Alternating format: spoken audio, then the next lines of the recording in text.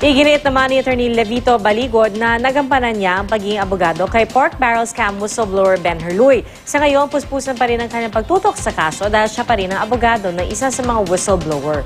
Balita hatid ni Susan Enriquez.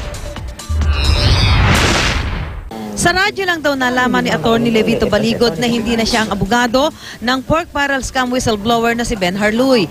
Wala raw siyang natatanggap na sulat mula kay Luy, kaya nagulat siya nang malaman ito. Sabi ni Atty. Baligod, nagampanan niya ang pagiging abogado kay Luy. Bagamat may mga pagkakataong hindi nga siya nakakasama ni Luy, yun daw ay hindi dahil abala siya sa ibang bagay, kundi dahil abala siya sa pagpapalakas ng kaso sa pork barrel scam. Na-deliver ng isang abogado yung mga legal requirements niya.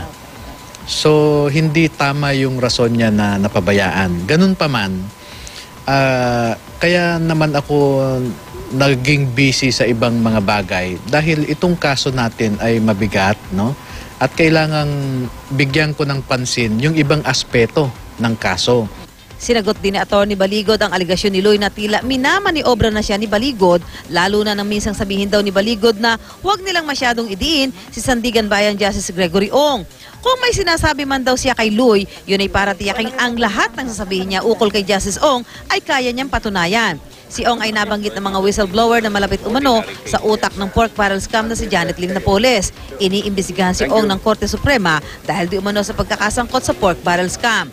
Bilang abogado po, nakikita ko na hindi sapat yung sinasabi niya para wasakin ang buhay ng isang tao na katulad nga ni Justice Ong. Kaya ang in-advise ko po sa kanya ay kung ano lang yung pwede nating i-prove.